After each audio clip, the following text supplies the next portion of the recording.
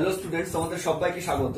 আজকে ক্লাস 9 ভৌত বিজ্ঞানের দ্রবণ অধ্যায়ের ভিডিও নম্বর 5। আজকের ভিডিওতে আমরা দ্রাব্যতার অঙ্ক সম্বন্ধে আলোচনা করব। তো দ্রবণ অধ্যায়ে দুই ধরনের অঙ্ক হয়, একটা হচ্ছে দ্রাব্যতা সংক্রান্ত অঙ্ক, আর এক ধরনের অঙ্ক হচ্ছে শক্তিমাত্রা সংক্রান্ত অঙ্ক, যেখানে আমরা মোলারিটি, মোলালিটি এগুলো সম্পর্কিত অঙ্কগুলো করব। তো আজকের ভিডিওতে আমি শুধুমাত্র দ্রাব্যতা সম্পর্কিত যত রকম অঙ্ক হতে পারে সমস্ত রকম অঙ্ক নিয়ে এই ভিডিওটা করছি। তো তোমরা প্রত্যেকটা অঙ্ক ভালো করে করো, আর বুঝতে না পারলে আমি অবশ্যই আলোচনা করে দেবো। দেখো প্রথম অঙ্ক, আর অবশ্যই তোমরা খাতা পেন নিয়ে বসো এবং ক্যালকুলেশন গুলো নিজে করার চেষ্টা করো। দেখো প্রথম অঙ্ক, 298 কে মানে কেলভিন তাপমাত্রায় 2.5 গ্রাম একটি লবণ 25 গ্রাম জলে দ্রবীভূত হয়ে সম্পৃক্ত দ্রবণ তৈরি করে। ওই তাপমাত্রায় লবণটির দ্রাব্যতা কত? তোমরা জানি দ্রাব্যতার সংজ্ঞায় উষ্ণতা উল্লেখ করতে হবে, তো এখানে উল্লেখ করা আছে 298 কেলভিন। এবার যে কোনো একটা এককে কিন্তু থাকলেই হলো, দ্রাব্যতার কিন্তু সংজ্ঞায় উষ্ণতা শুধু উল্লেখ থাকতে হবে, যে কোনো এককে থাকতে হবে। যেমন 298 কেলভিন, তো 298 কেলভিন মানে কত হবে? সেলসিয়াস থেকে কেলভিন করতে গেলে 273 যোগ করতে হবে, আর কেলভিন থেকে সেলসিয়াস করতে গেলে 273 বিয়োগ করতে হবে। তো 298 কেলভিন সমান সমান কত? 298 মাইনাস 273 সমান সমান 25 ডিগ্রি সেলসিয়াস। ঠিক আছে? তো সেই জন্য উষ্ণতা কেলভিনে থাকুক বা ডিগ্রি সেলসিয়াসে থাকুক, সেটা কিন্তু কোনো ব্যাপার না, উষ্ণতার উল্লেখ থাকতে হবে। তো অঙ্কে চলে আসি এবার। তো দেখ এটা কি দেওয়া আছে, 2.5 গ্রাম একটি লবণ। তো লবণ মানে আমরা কি জানি, দ্রাবক দেওয়া আছে, তাই তো। আর 25 গ্রাম জল, তো জলটা কি দেওয়া আছে, তার মানে দ্রাবক দেওয়া আছে। আর সম্পৃক্ত দ্রবণ অলরেডি বলা আছে, তো আমরা জানি দ্রাব্যতার ক্ষেত্রে অবশ্যই সম্পৃক্ত দ্রবণ উৎপন্ন হতে হবে। এবার আমি হচ্ছে 4 নম্বর ভিডিওতে, দ্রাব্যতার ভিডিওতে দেখবে দ্রাব্যতার কিন্তু একটা সূত্র প্রতিষ্ঠা করেছিলাম। তো সেই সূত্রের মাধ্যমে কিন্তু এই অঙ্কগুলো করতে পারবো। তো আমরা কি জানি, এক্ষেত্রে এভাবে প্রথমে লিখবো, এক্ষেত্রে সম্পৃক্ত দ্রবণে, এরা কথাটা কিন্তু সবসময় উল্লেখ করবে, সম্পৃক্ত দ্রবণে দ্রাবের ভর কত? দ্রাব কোনটা, যেটা লবণ হবে সেটাই কিন্তু দ্রাব হবে। তো এখানে দেখো পরিষ্কার বলে দিয়েছে 2.5 গ্রাম লবণ, দ্রাবের ভর হচ্ছে 2.5 গ্রাম। আচ্ছা, 25 গ্রাম জল, তার মানে জলটা কি এখানে দ্রাবক, তার মানে সম্পৃক্ত দ্রবণে দ্রাবকের ভর, সম্পৃক্ত দ্রবণে দ্রাবকের ভর কত? 25 গ্রাম। ঠিক আছে? এবার আমরা কি জানি দ্রাব্যতার সংজ্ঞা, আমরা জানি কি জানি আমরা, এর সূত্র প্রতিষ্ঠা করেছিলাম। 4 নম্বর ভিডিও কিন্তু অবশ্যই দেখে তারপরে এই অঙ্কগুলো পড়বে, তাহলে বুঝতে পারবে।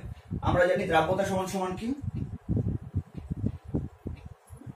সম্পৃক্ত দ্রবণে দ্রাবের ভর ডিভাইডেড বাই সম্পৃক্ত দ্রবণে, আমি ডট ডট দিয়ে দিলাম, কিন্তু পুরোটাই লিখবে, দ্রাবকের ভর ইন্টু 100।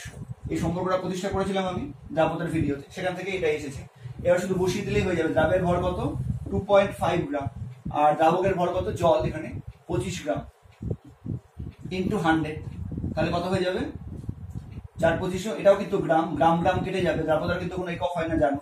তাহলে এটা হচ্ছে 4×100 হলো, এটা কত হয়ে যাবে? 10 হয়ে যাবে। তার মানে উত্তর কি লিখবো, যে অতএব ওই তাপমাত্রায়, অতএব 298 কেলভিন তাপমাত্রায় প্রশ্নে যে উষ্ণতা থাকবে সেই উষ্ণতা কিন্তু করবে। আমি শুধু কেলভিন তাপমাত্রা থেকে সেলসিয়াস কি করে ট্রান্সফার করতে হবে সেটা বোঝানোর জন্য এটা 25 ডিগ্রি হবে, এটা বোঝালাম। কিন্তু অঙ্ক করার ক্ষেত্রে কিন্তু যে তাপমাত্রা থাকবে সেটাই উল্লেখ করবে। অতএব 298 কেলভিন তাপমাত্রায় লবণটির নির্ণীয় দ্রাব্যতা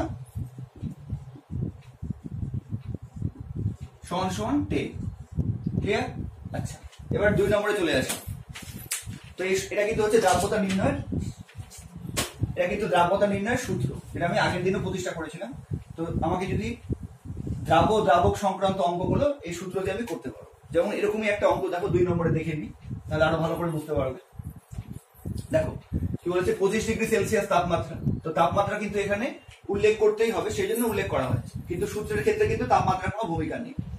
তো 25 ডিগ্রি সেলসিয়াস তাপমাত্রায় কোনো একটি লবণের 16.2 গ্রাম সম্পৃক্ত দ্রবণ বাষ্পীভূত করলে 3.6 গ্রাম শুষ্ক লবণ পাওয়া যায়। তার মানে লবণ দেওয়া আছে, তার মানে এটাই কি দ্রাব না, যেটা লবণ দেওয়া থাকবে সেটাই হচ্ছে আমাদের দ্রাব, দ্রাব দেওয়া আছে। আচ্ছা, সম্পৃক্ত দ্রবণ কথাটাও বলা আছে। এবার আমাকে হচ্ছে সূত্রে দেখো কি আছে, দ্রাবের ভর বাই দ্রাবকের ভর ইন্টু 100, দ্রাব্যতা বের করতে গেলে। তো আমাকে হচ্ছে দ্রাব দেওয়া আছে, কিন্তু দ্রাবক কি দেওয়া আছে না, 16.2 গ্রাম সম্পৃক্ত দ্রবণ, তারপরে এটা হচ্ছে দ্রবণের ভরটা দেওয়া আছে, তারপরে আমাকে এখান থেকে দ্রাবকটা বের করে নিতে হবে, তাই তো? তাহলে কি লিখবো যে সম্পৃক্ত দ্রবণে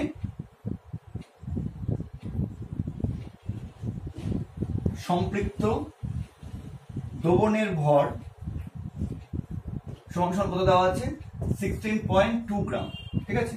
আর কি সম্পৃক্ত দ্রবণে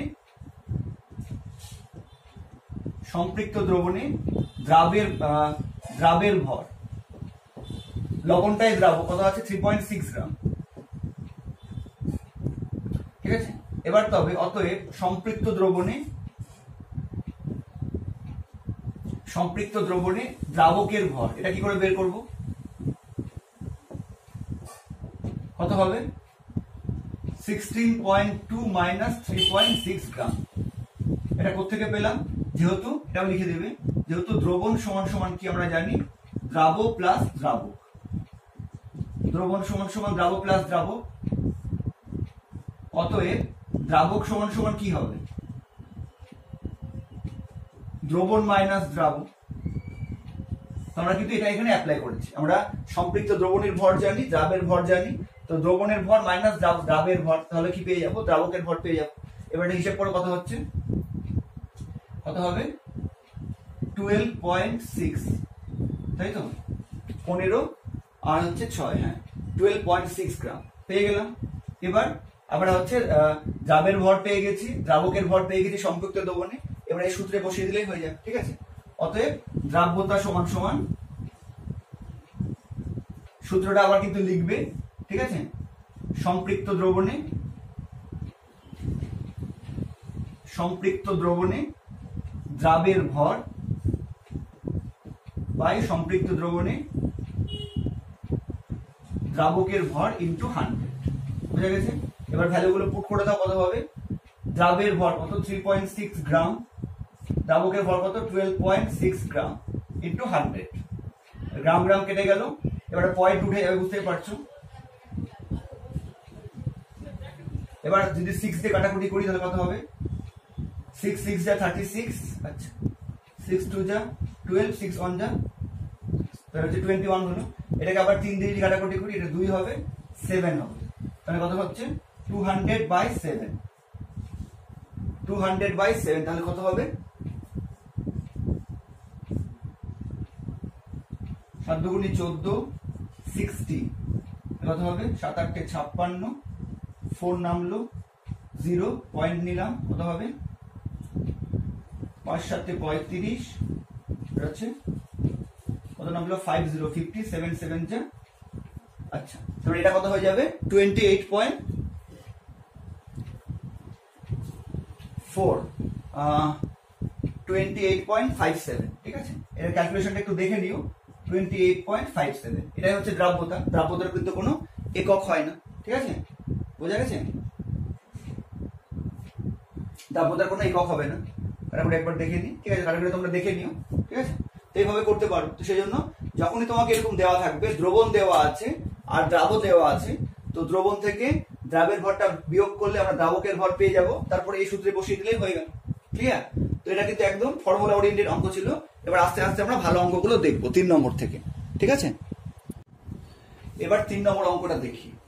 25 ডিগ্রি সেলসিয়াস তাপমাত্রায় 50 গ্রাম ওজনের পটাশিয়াম নাইট্রেটের সম্পৃক্ত দ্রবণকে বাষ্পীভূত করলে 21 গ্রাম পটাশিয়াম নাইট্রেট অবশেষ পাওয়া যায়।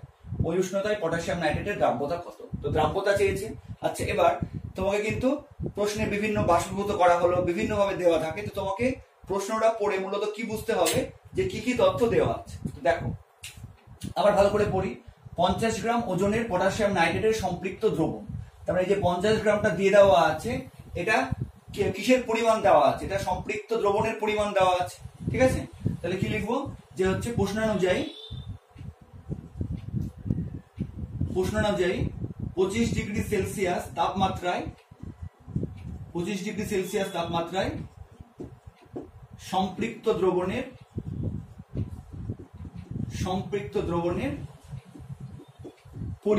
পরিমাণ কেন লিখলাম, তার কারণ হচ্ছে আমরা ভর দিয়ে সাধারণভাবে লিখি, কিন্তু যেহেতু এখানে ওজন বলা আছে প্রশ্নে, কিন্তু গ্রাম কিন্তু ভরের একক, কিন্তু আবার এখানে ওজন বলে দিয়েছে, তো এটাকে হচ্ছে ট্যাকেল করার জন্য আমরা হচ্ছে ভর না লিখে হচ্ছে পরিমাণ লিখি, ঠিক আছে? ভর লিখলেও কিন্তু কোনো ভুল নয়। কত দেওয়া আছে? 50 গ্রাম। ক্লিয়ার? আচ্ছা, এবার তোমাকে খুঁজতে হবে আর কি তথ্য দেওয়া আছে। দেখো, বাষ্পীভূত করলে 21 গ্রাম পটাশিয়াম নাইট্রেট অবশেষ পাওয়া যায়। তো তার মানে কি পাওয়া যাচ্ছে? 21 গ্রাম পটাশিয়াম নাইট্রেট পাওয়া যাচ্ছে। তো পটাশিয়াম নাইট্রেট কি একটা লবণ, তার মানে লবণটা কি হয়? সবসময় দ্রাব হয়, বুঝা গেছে? তার মানে অতএব কি দেওয়া আছে? সম্পৃক্ত দ্রবণে দ্রাবের পরিমাণ, দ্রাবের পরিমাণ দেওয়া আছে, ঠিক আছে? কত গ্রাম? 21 গ্রাম। বোঝা গেল ব্যাপারটা? তো তার মানে তোমাকে প্রশ্নে কিন্তু এইভাবে বিভিন্নভাবে দেওয়া থাকবে, বাষ্পীভূত করা হলো, বিভিন্ন প্রসেস করা হলো, তোমাকে এখান থেকে খুঁজে বের করতে হবে যে কি কি তথ্য দেওয়া আছে। তো আমরা দেখলাম যে সম্পৃক্ত দ্রবণের পরিমাণ দেওয়া আছে, আর হচ্ছে 21 গ্রাম পটাশিয়াম নাইট্রেট অবশেষ পাওয়া গেল। তো 21 গ্রাম পটাশিয়াম নাইট্রেট পাওয়া গেল, এটা কি দ্রাব্য হবে, তার মানে দ্রাবের পরিমাণ দেওয়া আছে। এবার দ্রাব্যতার জন্য আমাদের কি লাগবে? দ্রাবকের ভর বাই হচ্ছে দ্রাবের ভর ইন্টু উষ্ণতা ইন্টু 100। তার মানে এখানে আমাকে দ্রাবকের পরিমাণ বের করতে হবে, তাই তো? অতএব সম্পৃক্ত দ্রবণে দ্রাবকের পরিমাণ, পরিমাণ কেন লিখছি এখানে? কারণ যেহেতু এখানে ওজন দেওয়া আছে কিন্তু আবার গ্রাম দেওয়া আছে, তো ভরের একক গ্রাম হয়, তো সেই জন্য আমরা এমন ভাবে লিখছি যেন প্রশ্নটাকে উল্লঙ্ঘন করা না হয়, আবার আমাদের ব্যাপারটাও ঠিক থাকবে, যেন আমরা পরিমাণ লিখছি, ঠিক আছে? দ্রাবকের পরিমাণ কত হবে তবে? দ্রবণের পরিমাণ যেভাবে আগে অঙ্কটাতে বললাম, 2 নম্বর অঙ্কটাতে একই রকম, মাইনাস দ্রাবের পরিমাণ, তাই তো? দ্রবণ সমান সমান দ্রাব প্লাস দ্রাবক, তো দ্রাবক কত হবে? দ্রবণ মাইনাস দ্রাবক, ওটাই লিখলাম। কত হবে? 50 মাইনাস 21 গ্রাম সমান সমান হচ্ছে 29 গ্রাম। তার মানে আমরা হচ্ছে আমাদের দ্রাব্যতা বের করার জন্য কি কি দরকার? সম্পৃক্ত দ্রবণের দ্রাবের পরিমাণ পেয়ে গেছি 21 গ্রাম, আর কি দরকার? সম্পৃক্ত দ্রবণের দ্রাবকের পরিমাণ, এটাও পেয়ে গেছি 29 গ্রাম। এবার সূত্রে বসালেই হয়ে যাবে, ঠিক আছে? তো এই অঙ্কগুলো কিন্তু বিভিন্ন ভাবে করা যায়, এমনি প্রশ্নানুযায়ী লিখেও করা যায়, কিন্তু এইভাবে সূত্র দিয়ে করবে, তাহলে কিন্তু সুবিধা হবে, ঠিক আছে? অতএব এবার হচ্ছে সূত্র লিখবে যে আমরা জানি, কি জানি? দ্রাব্যতা সমান সমান, দ্রাব্যতা সমান সমান কি হয়? সম্পৃক্ত দ্রবণে, আবার একই কথা, সম্পৃক্ত দ্রবণে, কিন্তু পরীক্ষাতে কিন্তু লিখবে, ডাইরেক্ট বসিয়ে দেবে না। সম্পৃক্ত দ্রবণে দ্রাবের ভর হয়, কিন্তু এখানে পরিমাণ লিখেছি, ওই জন্য পরিমাণ লিখতে পারি, কোনো অসুবিধা নেই, ঠিক আছে? দ্রাবের পরিমাণ বাই হচ্ছে সম্পৃক্ত দ্রবণে দ্রাবকের পরিমাণ ইন্টু 100, ঠিক আছে? এবার পেয়ে গেছি কত হচ্ছে দ্রাবের পরিমাণ, কত? 21 বাই হচ্ছে 29 ইন্টু 100। আর এখানে অবশ্যই গ্রাম লিখবে, গ্রাম গ্রাম কেটে যাবে, তোমাদের কাটার দরকার নেই, দ্রাব্যতার কিন্তু কোনো একক আসবে না। তো এটা করলে কত হবে? মোটামুটি 72.41 এরকম হয়ে যাবে, ঠিক আছে?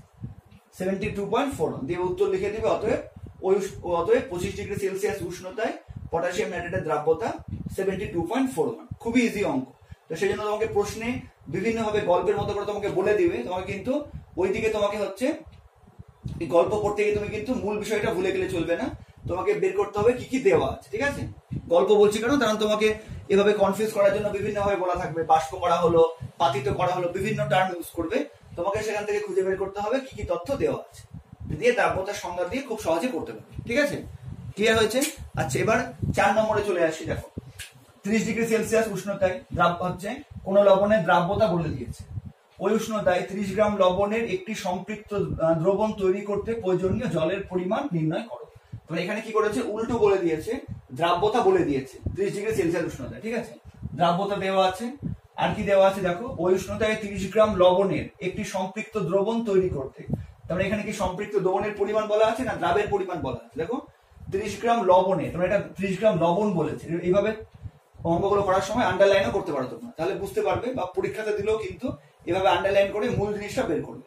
তো ভালো করে পড়ে দেখো ভাষাটা, ওই উষ্ণতায় 30 গ্রাম লবণে, তো লবণ কি বলেছে? দ্রাবক, তার মানে দ্রাবের পরিমাণ দিয়ে দেওয়া আছে। আচ্ছা, কি চেয়েছে?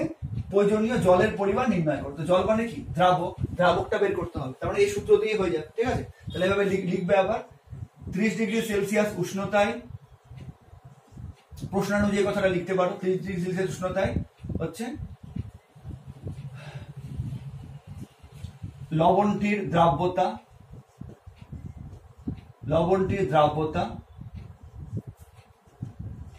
সমান সমান 40। দ্রাব্যতার একক হয় না, সেটা দেওয়া নেই। আচ্ছা, এবার 30 ডিগ্রি সেলসিয়াস উষ্ণতায় সম্পৃক্ত দ্রবণে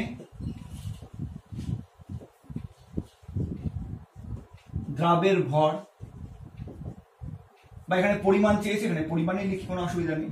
পরিমাণ বলতে ভরকেই বোঝায়, ঠিক আছে, পরিমাণে লিখি কত, 30 গ্রাম। ক্লিয়ার? আচ্ছা, এবার হচ্ছে আমাকে কি বের করতে হবে, দ্রাবকের পরিমাণ। জলের পরিমাণ চেয়েছে, মানে আমাকে দ্রাবকের পরিমাণ বের করতে হবে। তাহলে সূত্র বসিয়ে কিন্তু করতে পারবো, ঠিক আছে। আচ্ছা, এবার একই রকম লিখবে, আমরা জানি দ্রাব্যতা সমান সমান কি, সম্পৃক্ত দ্রবণে দ্রাবের ভর। বারবার কিন্তু লিখবে, ফর্মুলাগুলো না লিখে কিন্তু ডাইরেক্ট বসিয়ে দেবে। বাই সম্পৃক্ত দ্রবণে দ্রাবকের ভর ইনটু 100, ঠিক আছে। এবার আমরা কি করব, অতএব দ্রাবকের ভর, আর সম্পৃক্ত দ্রবণ দরকার নেই লেখা, ঠিক আছে, চাইলে লিখতেও পারো, বারবার হয়ে যাবে। শুধুমাত্র দ্রাবকের ভর সমান সমান কি হয়ে যাবে, কোনাকুনি গুণ করলে দ্রাবের ভর বাই কি হয়ে যাবে, দ্রাব্যতা হয়ে যাবে ইনটু 100। বোঝা গেল? কোনাকুনি গুণ করো, কি হবে, দ্রাব্যতা ইনটু দ্রাবকের ভর সমান সমান সম্পৃক্ত দ্রবণে দ্রাবের ভর ইনটু 100। সম্পৃক্ত দ্রবণটা চাইলে লিখতেও পারো, আমি এখানে লিখলাম না, ঠিক আছে। অতএব দ্রাবকের ভর কত হয়ে যাবে, দ্রাবের ভর ইনটু 100 বাই দ্রাব্যতা, ঠিক আছে, বুঝতে পেরেছো আশা করি। এবার ভ্যালুগুলো বসিয়ে দাও, কত আছে, দ্রাবের ভর 40, দ্রাবের ভর কত আছে 30 বাই 40 ইনটু 100, কত হয়ে যাবে,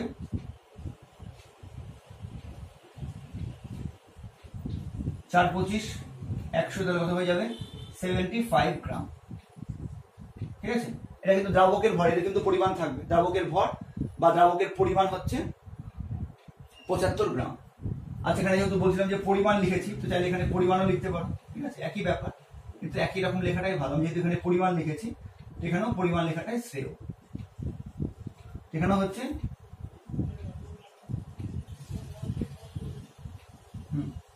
এবার দেখো, চেয়েছে জল, আমাদের এসছে দ্রাবক, তো দ্রাবকটাই কিন্তু জল, ওটা একটু উল্লেখ করে দিবে। আচ্ছা, তাহলে বলবে যে হচ্ছে এক্ষেত্রে দ্রাবক রূপে, বা সম্পূর্ণ বলবে এক্ষেত্রে হচ্ছে সম্পৃক্ত দ্রবণ তৈরি করতে, এটা লিখলাম না, ওটা তোমরা লিখে নেবে। দ্রাবক রূপে কি ব্যবহার করা হয়েছে, জল ব্যবহার করা হয়েছে, ঠিক আছে, এইভাবে পরিষ্কার করে কিন্তু বলে দেবে। কি বলবে এটা, এক্ষেত্রে সম্পৃক্ত দ্রবণ প্রস্তুত করতে দ্রাবক রূপে জল ব্যবহার করা হয়েছে। অতএব এবার এখান থেকে লিখবে যে হচ্ছে প্রয়োজনীয় জলের পরিমাণ, প্রয়োজনীয় দ্রাবক, প্রয়োজনীয় জলের, ব্র্যাকেটে হচ্ছে দ্রাবকের, কারণ দ্রাবকটাই তো এখানে জল, পরিমাণ সমান সমান কত হচ্ছে 75 গ্রাম। দ্রাবকের পরিমাণের তো একক থাকবে, ওই জন্য গ্রাম এসছে, ঠিক আছে। তো এগুলো কিন্তু লিখেও করা যায়, 2-3 ভাবে করা যায়, কিন্তু এটাই কিন্তু সব থেকে সহজ। একটাই সূত্রতে দেখো আমরা 4টা অঙ্ক করলাম। এবার হচ্ছে এরপরে আরো হচ্ছে বিভিন্ন রকম অঙ্কগুলো দেখবো 5 নম্বর থেকে, ঠিক আছে। তো আশা করি বুঝতে পেরেছো এই দুটো। এবার 5 নম্বর অঙ্কটা দেখো। তো প্রথম 4টা যে আমরা অঙ্ক করলাম, এগুলো কিন্তু তুলনামূলক সহজ অঙ্ক ছিল, কারণ এখানে শুধুমাত্র সূত্র অ্যাপ্লাই করলেই হয়ে যাচ্ছিল। কিন্তু এবার যে ধরনের অঙ্কগুলো আমরা করতে যাচ্ছি 5 নম্বর থেকে, এগুলো কিন্তু কঠিন ঠিক নয়, এগুলোর জন্য কিন্তু একটু কনসেপ্ট দরকার। সেই জন্য কিন্তু এই ধরনের অঙ্কগুলো অনেক স্টুডেন্টের কাছে কঠিন বলে মনে হয়, এবং তারা পরীক্ষাতে না করে চলে আসে। কিন্তু একটু বুঝতে পারলেই দেখবে এই অঙ্কগুলো কিন্তু খুব সহজ। দেখো কি বলেছে এখানে, প্রথমে অঙ্কটা পড়ে নি। 75 ml ফুটন্ত জলে, ফুটন্ত জল মানে কত, উষ্ণতা 100 ডিগ্রি সেলসিয়াস, ঠিক আছে, ফুটন্ত জল মানে 100 ডিগ্রি সেলসিয়াস। তার মানে 75 ml ফুটন্ত জলে, অর্থাৎ 75 ml 100 ডিগ্রি সেলসিয়াসের জলে 50 গ্রাম লেড নাইট্রেট দ্রবীভূত আছে। লেড নাইট্রেট কি একটা লবণ, মানে দ্রবণ। এবার বলেছে লবণ মানে হচ্ছে দ্রাবক। বলছে দ্রবণটিকে 20 ডিগ্রি সেলসিয়াস উষ্ণতায় ঠান্ডা করলে কি পরিমাণ লবণ কেলাসিত হবে। এই যে কেলাসন কিন্তু তোমাদের এখনো পড়ায়নি, তো এখন আপাতত অঙ্কের জন্য তোমরা শুধু বুঝে রাখো, তাহলে তোমরা অঙ্ক করতে পারবে। কেলাসিত হওয়া মানে কি, কেলাসিত হওয়া মানে কথা হচ্ছে কতটা এক্সট্রা লবণ আছে, মানে কেলাসিত হওয়া মানে তোমরা বুঝে নাও যে অতিরিক্ত লবণের পরিমাণ। এটা শুধু মনে রাখো, এটা কিন্তু লিখবে না, শুধু মনে রাখো। অতিরিক্ত কেলাসিত কি পরিমাণ লবণ কেলাসিত হবে মানে হচ্ছে অতিরিক্ত লবণের পরিমাণ কত, কারণ কেলাসিত হওয়া মানে হচ্ছে কি পরিমাণ লবণ দ্রবণ থেকে পৃথক হয়ে যাবে। তো যতটা লবণ এক্সট্রা হবে, অতিরিক্ত থাকবে, সেই পরিমাণ লবণই পৃথক হয়ে যাবে, সেই পরিমাণ লবণই কেলাসিত হবে। ঠিক আছে, এখন শুধুমাত্র এটুকুটা বুঝে নাও, তাহলে অঙ্কটা করতে পারবে। দেখো আর কি দেওয়া আছে, 20 ডিগ্রি উষ্ণতায় লেড নাইট্রেটের দ্রাব্যতা দেওয়া আছে 54.4। তার মানে এখানে তোমাকে বেসিক্যালি কি করতে হবে, দেখো 75 ml ফুটন্ত জলে, তার মানে 100 ডিগ্রি সেলসিয়াস উষ্ণতায় 75 ml হচ্ছে জলে কত গ্রাম দ্রাব্য দ্রবীভূত আছে, 50 গ্রাম দ্রাব্য দ্রবীভূত আছে। এবার দ্রবণ থেকে ঠান্ডা করলে কি হবে, দ্রাব্যতা কমে যাবে, তার কারণ আমরা জানি যে লেড নাইট্রেট হচ্ছে উষ্ণতা বৃদ্ধি করলে যেমন দ্রাব্যতা বৃদ্ধি পায়, উষ্ণতা হ্রাস করলে দ্রাব্যতা হ্রাস পাবে। তো তার মানে 20 ডিগ্রি সেলসিয়াস উষ্ণতায় ঠান্ডা করলে কিন্তু দ্রাব্যতা কমে যাবে। তার মানে হচ্ছে 100 ডিগ্রি সেলসিয়াস উষ্ণতায় যে পরিমাণ লবণ দ্রবীভূত ছিল, যে 100 ডিগ্রি সেলসিয়াস উষ্ণতায় যে পরিমাণ লেড নাইট্রেট দ্রবীভূত ছিল, যখন ওটাকে ঠান্ডা করে 20 ডিগ্রি সেলসিয়াস উষ্ণতায় নিয়ে আসা হবে, তখন কি হবে, কম পরিমাণ হচ্ছে পটাশিয়াম নাইট্রেট, লেড নাইট্রেট দ্রবণ দ্রবীভূত থাকবে। আবার বলছি, 100 ডিগ্রি সেলসিয়াস উষ্ণতায় 50 গ্রাম হচ্ছে লেড নাইট্রেট দ্রবণ দ্রবীভূত ছিল। ঠিক আছে, এবার যখন দ্রবণটাকে ঠান্ডা করা হবে, 20 ডিগ্রি সেলসিয়াস উষ্ণতায় নিয়ে আসা হবে, তখন কি হবে, কম পরিমাণ লেড নাইট্রেট লবণ দ্রবীভূত থাকবে। তো তার মানে কি হবে, কিছু পরিমাণ লবণ হচ্ছে এক্সট্রা থেকে যাবে। তো যে পরিমাণ এক্সট্রা থাকবে সেটাই কিন্তু হচ্ছে কেলাসিত হবে। ক্লিয়ার? দেখো তার জন্য দেখো আমাদের ক্লু দেওয়া আছে, 20 ডিগ্রি সেলসিয়াস উষ্ণতায় লেড নাইট্রেটের দ্রাব্যতা 54.4।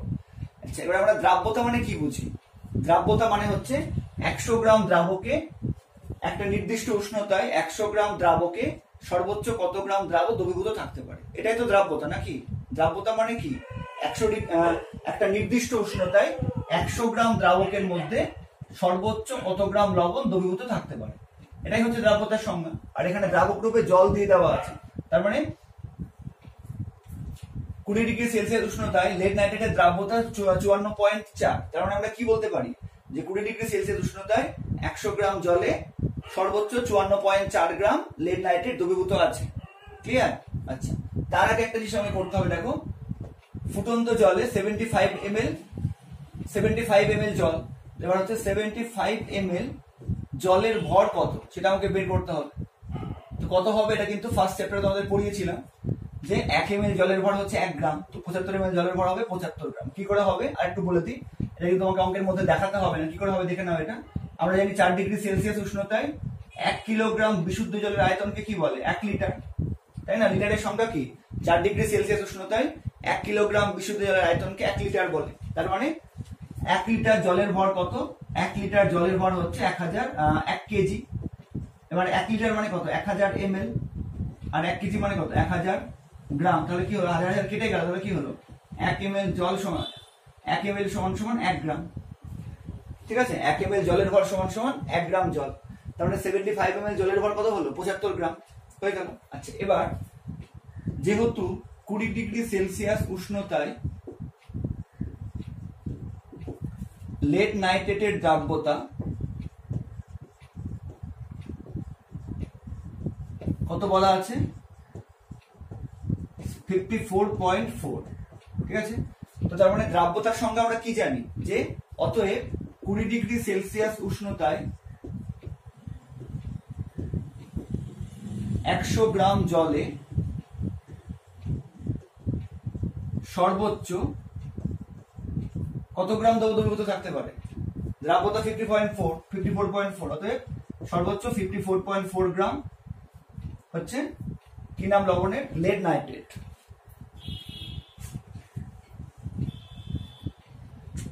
গ্রাম লেড নাইট্রেট দ্রবীভূত থাকতে পারে। ঠিক আছে, এইভাবে করে কিন্তু তোমাকে লিখতে হবে। বোঝা গেছে? কারণ দ্রাব্যতা মানে কি, একটা নির্দিষ্ট উষ্ণতায় 100 গ্রাম দ্রাবকের মধ্যে সর্বোচ্চ যতটা দ্রাব দ্রবীভূত থাকতে পারে ওটাই তো দ্রাব্যতা। তো আমাদের এখানে দ্রাব্যতাই বলা আছে, তার মানে এখান থেকে আমরা এটা বলতে পারবো না যে 20 ডিগ্রি সেলসিয়াস উষ্ণতায় 100 গ্রাম জলে সর্বোচ্চ 54.4 গ্রাম লেড নাইট্রেট দ্রবীভূত থাকতে পারে। ঠিক আছে, আচ্ছা এবার আমাকে কি বের করতে হবে, দেখো প্রথমে 100 ডিগ্রি সেলসিয়াস উষ্ণতায় হচ্ছে 50 গ্রাম লেড নাইট্রেট দ্রবীভূত ছিল, কিন্তু কি পরিমাণ জলে? 75 গ্রাম জলে। এবার আমাকে বের করতে হবে যখন আমি উষ্ণতা কমিয়ে দিব, প্রথমে উষ্ণতা কত ছিল? 100 ডিগ্রি সেলসিয়াস। কত গ্রাম জল ছিল? 75 ml, মানে 75 গ্রাম জল ছিল।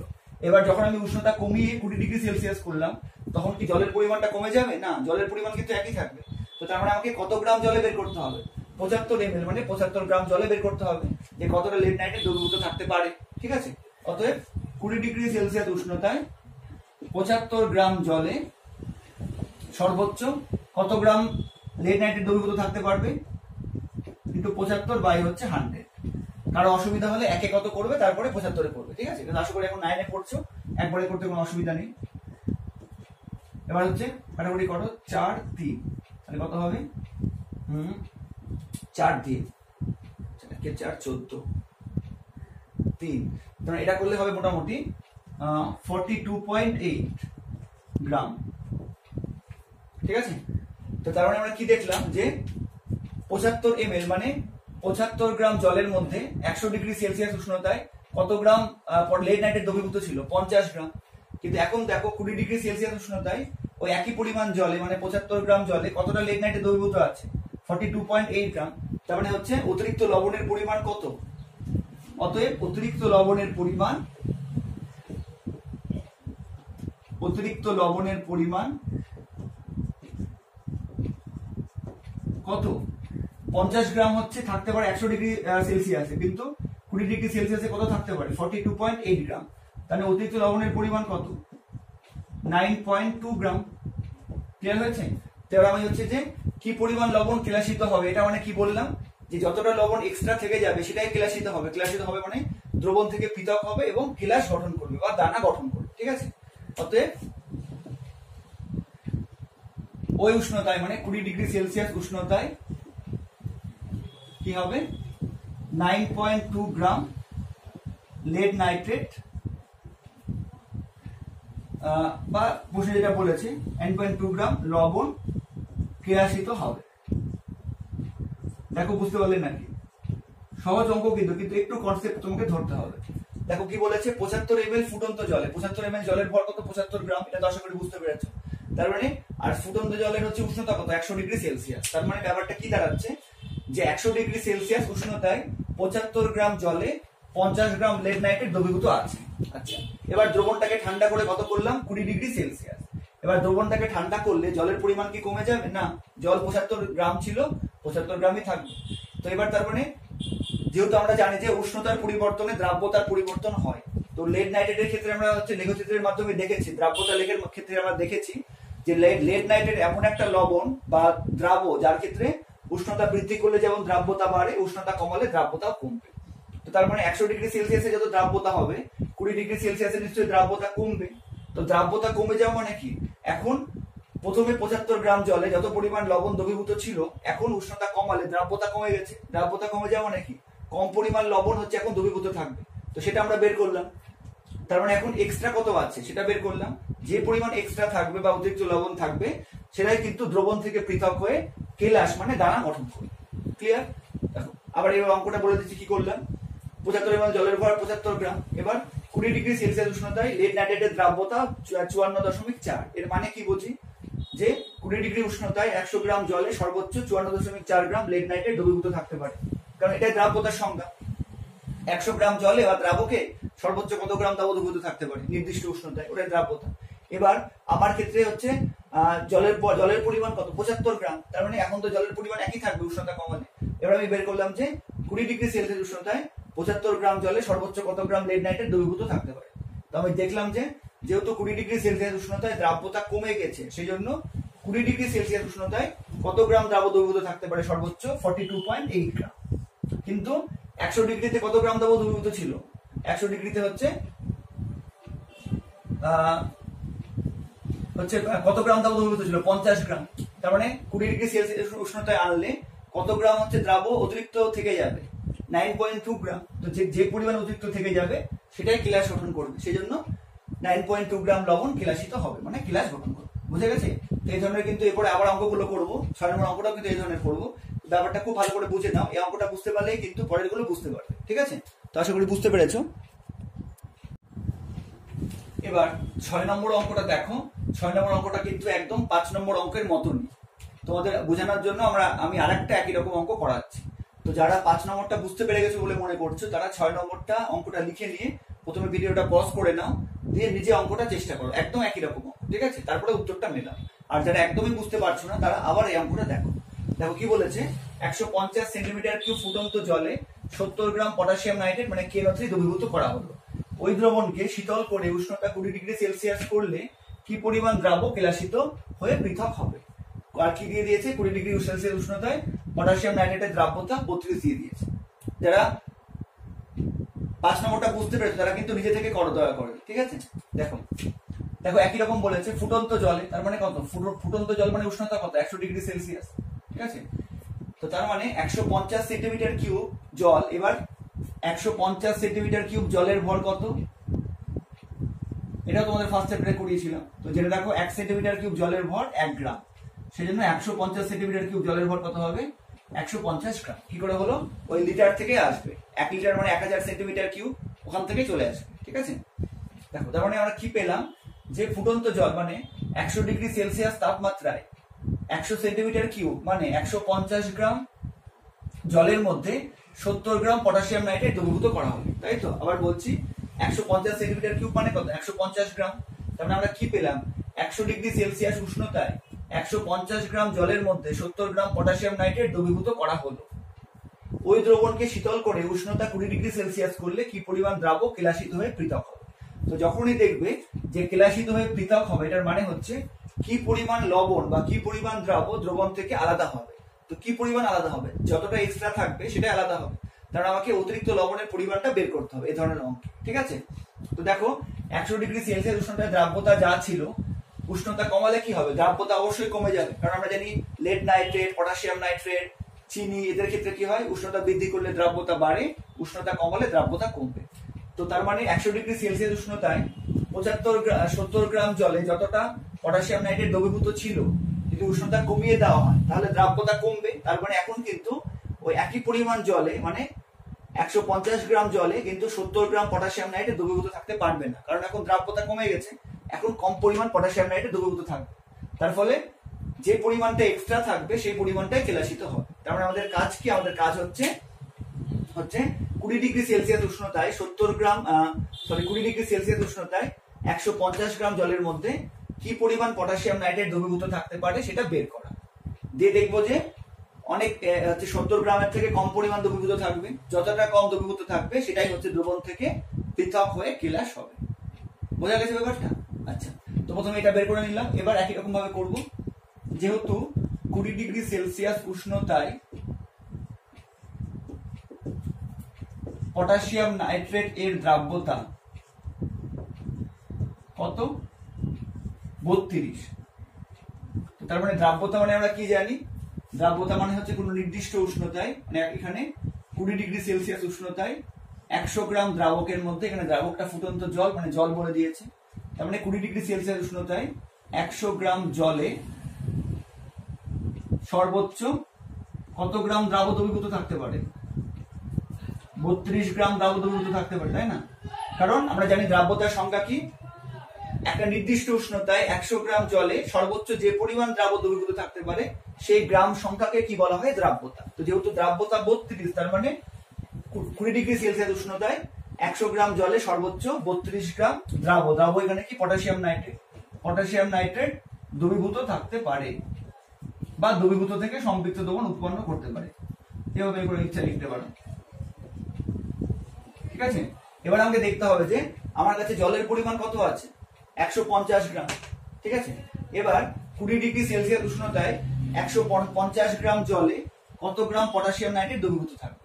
একই থাকবে কি? অবশ্যই একই থাকবে না, তার কারণ যেহেতু উষ্ণতা কমানো হয়েছে দ্রাব্যতা কমে যাবে। তো দ্রাব্যতা কমে গেলে কি হবে? আগের তুলনায় কম পরিমাণ পটাশিয়াম নাইট্রেট দ্রবীভূত থাকতে পারবে। এটা আমরা হিসাব করছি। তাহলে কত হবে? 50 দিয়ে কাটো, 3, 2, তাহলে 16 = 48। তাহলে আমরা কি দেখলাম যে 20 ডিগ্রি সেলসিয়াস উষ্ণতায় 150 গ্রাম জলে 48 গ্রাম পটাশিয়াম নাইট্রেট দ্রবীভূত থাকতে পারে। কিন্তু 100 ডিগ্রি সেলসিয়াস উষ্ণতায় বা ফুটন্ত জলে হচ্ছে 150 গ্রাম জলে, মানে একই পরিমাণ জলে কতটা লবণ দ্রবীভূত ছিল, 70 গ্রাম। তার মানে কতটা এক্সট্রা হলো সেই পরিমাণে কিন্তু কেলাসিত হবে। অতএব অতিরিক্ত লবণের পরিমাণ, এখানে উষ্ণতাও লিখতে পারো, অতএব 20 ডিগ্রি সেলসিয়াস উষ্ণতায়, অতএব 20 ডিগ্রি সেলসিয়াস উষ্ণতায় দ্রবণে অতিরিক্ত লবণের পরিমাণ,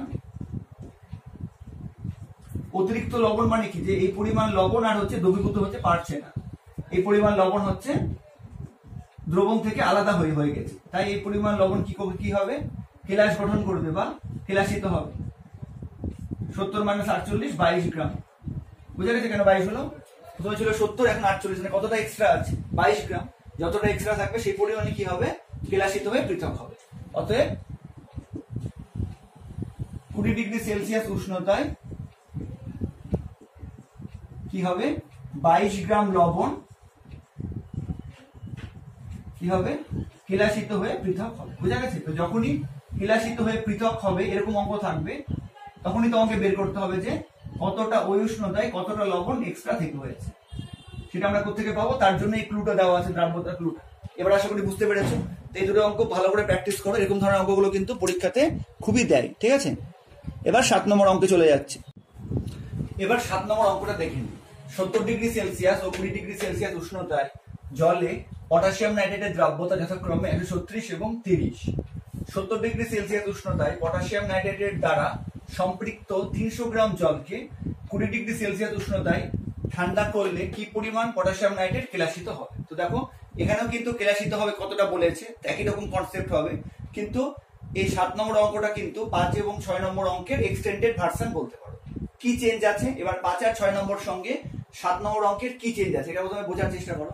5 আর 6 নম্বর অঙ্কে কি ছিল, একটা নির্দিষ্ট উষ্ণতায় হচ্ছে একটা নির্দিষ্ট পরিমাণ জলে কতটা লবণ দ্রবীভূত ছিল সেটা স্পষ্ট করে দেওয়া ছিল, কিন্তু এখানে কিন্তু ওটাই মিসিং আছে। দেখো এখানে 70 আর 20 দুটো টেম্পারেচার, 5 আর 6 নম্বর অঙ্কে দুটো টেম্পারেচার ছিল, 100 ডিগ্রি আর হচ্ছে 20 ডিগ্রি সেলসিয়াস, কিন্তু ওখানে কিন্তু ফুটন্ত জলে বা 100 ডিগ্রি সেলসিয়াস উষ্ণতায় দ্রাবকের পরিমাণটা বা জলের পরিমাণটা দেওয়া ছিল এবং কতটা লবণ দ্রবীভূত আছে সেটাও দেওয়া ছিল। কিন্তু এখানে দেখো 70 ডিগ্রি উষ্ণতায় 300 গ্রাম জলের পরিমাণটা দিয়ে দেওয়া আছে, কিন্তু কতটা পটাশিয়াম নাইট্রেট দ্রবীভূত আছে 300 গ্রাম জলে 70 ডিগ্রি সেলসিয়াস উষ্ণতায় সেটা কিন্তু দিয়ে দেওয়া নাই।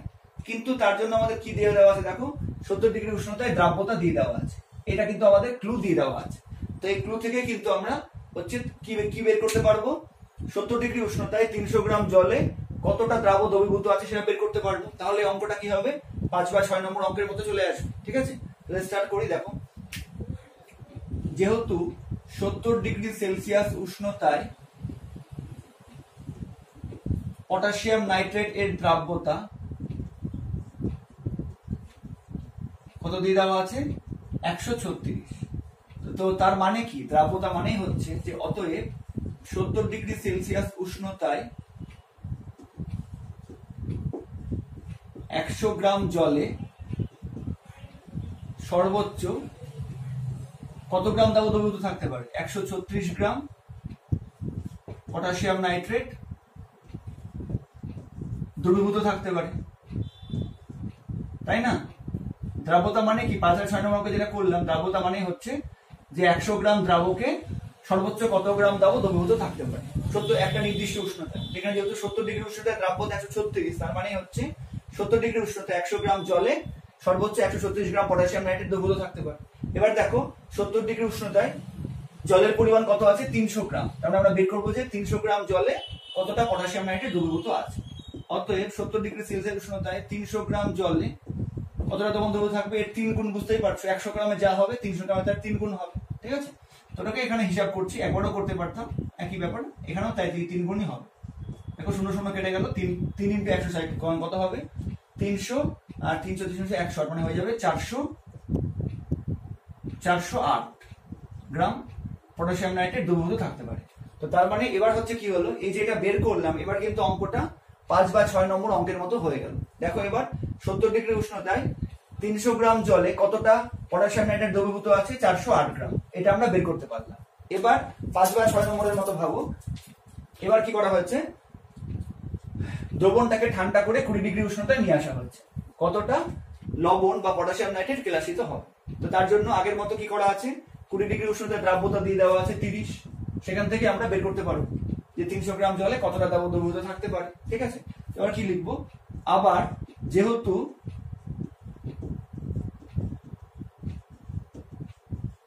আবার যেহেতু 20 ডিগ্রি সেলসিয়াস উষ্ণতায় পটাশিয়াম নাইট্রেট এর দ্রাব্যতা কত দিয়ে দেওয়া আছে 30, তার মানেই হচ্ছে অতএব 20 ডিগ্রি সেলসিয়াস উষ্ণতায় 100 গ্রাম জলে, জলটা কিন্তু দ্রাবক হিসেবে দিয়ে দেওয়া আছে, হচ্ছে সর্বোচ্চ কত গ্রাম দ্রবীভূত থাকতে পারে, সর্বোচ্চ 30 গ্রাম দ্রাব, অর্থাৎ এখানে পটাশিয়াম নাইট্রেট দ্রবীভূত থাকতে পারে।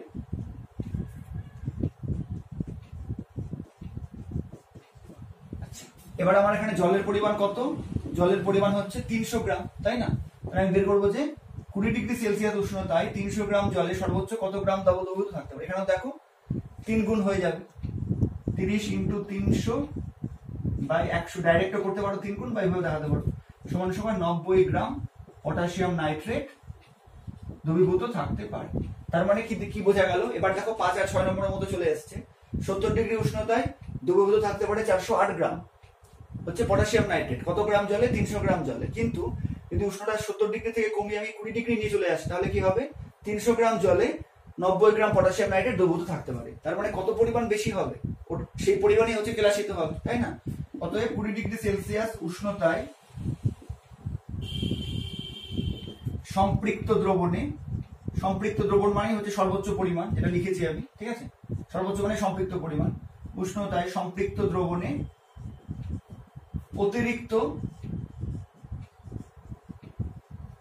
অতিরিক্ত পটাশিয়াম নাইট্রেটের পরিমাণ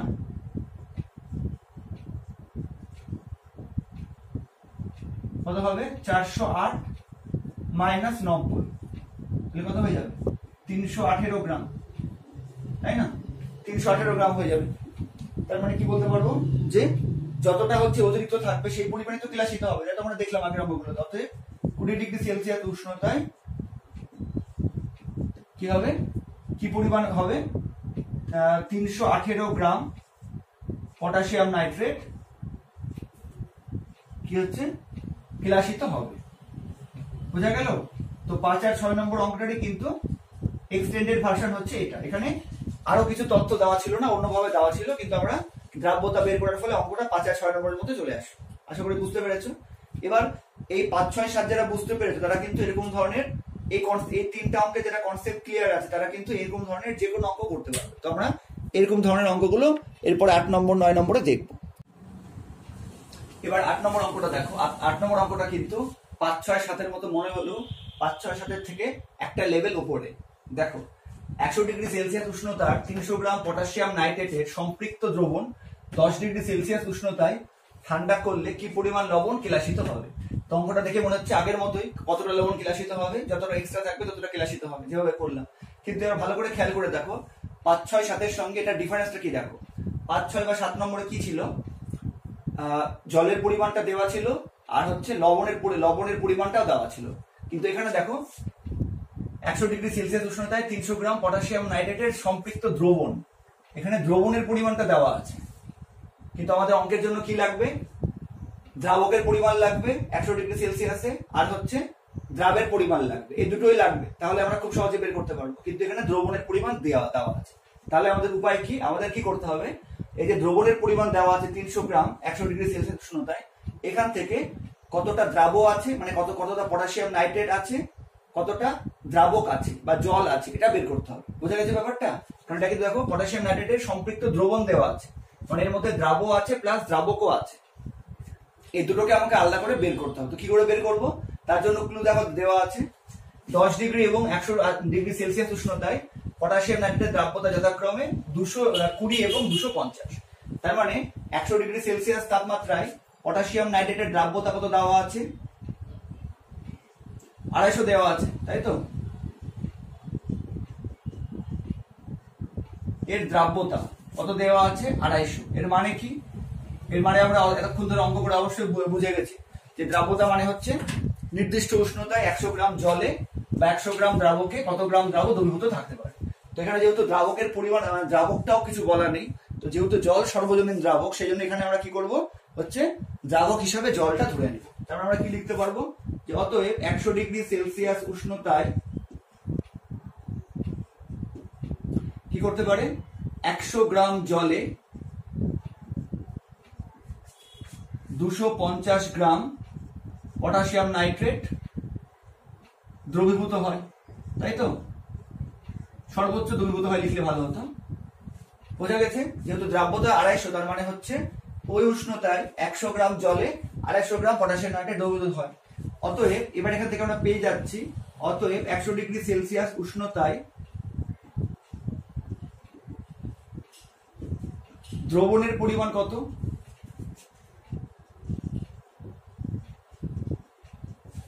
দ্রবণের পরিমাণ কত? 250 প্লাস 100, 350 গ্রাম। ঠিক আছে, তাহলে আমরা পেলাম যে 100 ডিগ্রি উষ্ণতায় হচ্ছে সম্পৃক্ত দ্রবণের পরিমাণ কত? পরিমাণ হচ্ছে 350 গ্রাম।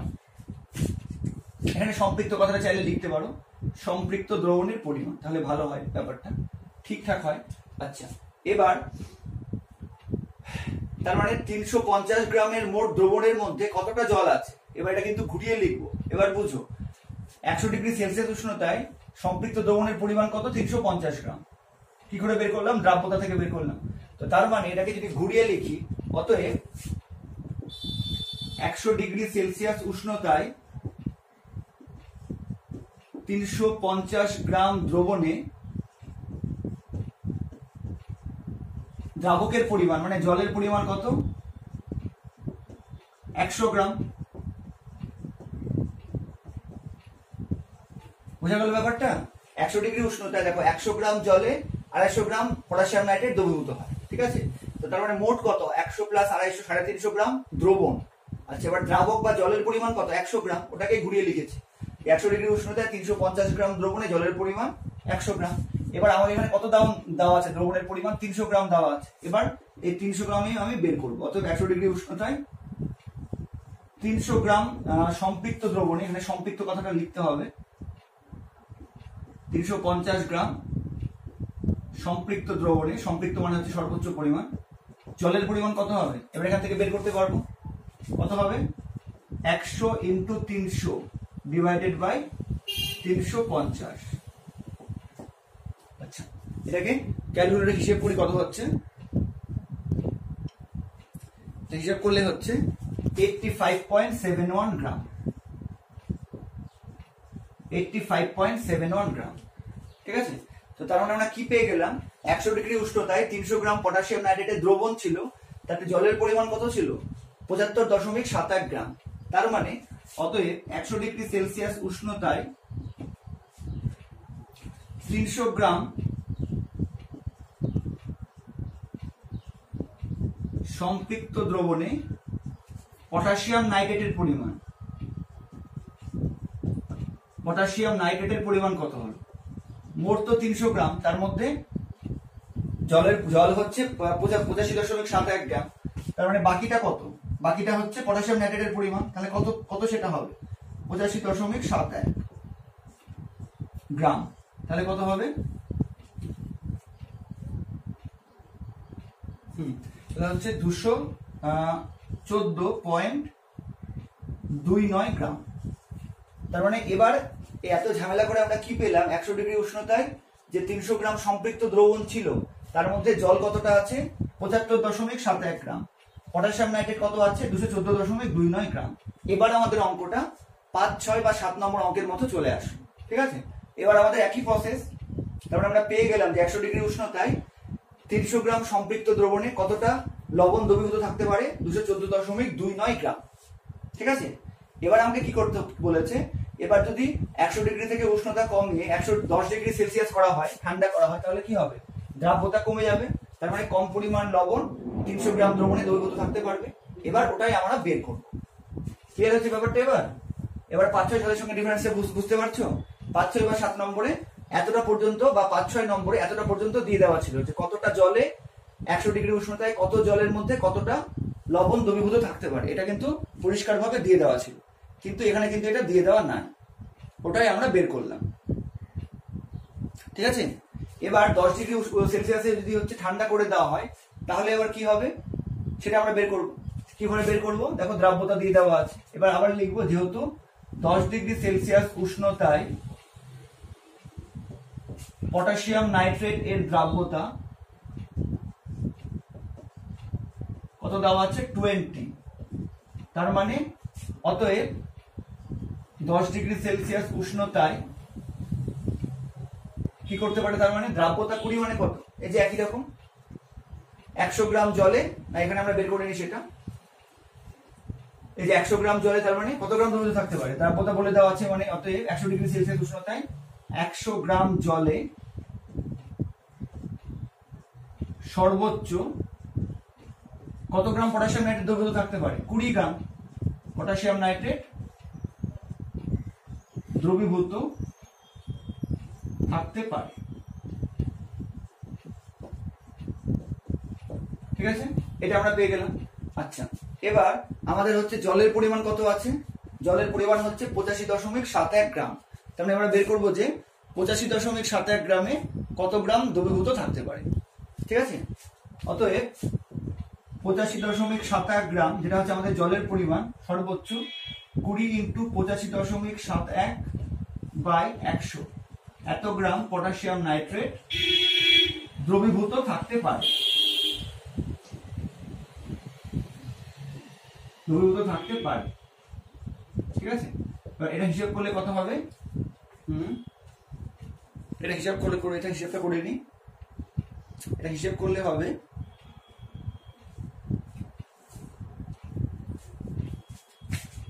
17.14 গ্রাম।